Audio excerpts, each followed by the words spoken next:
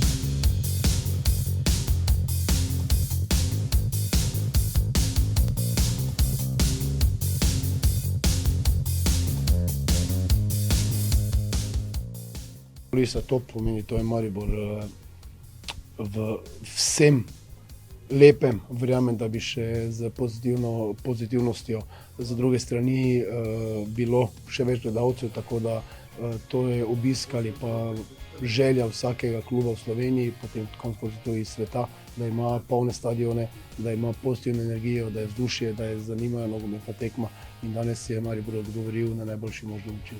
Vzdušje je bilo fenomenalno in jaz upam, da bo čim več takih tekem. Rezultat perfekten za nas.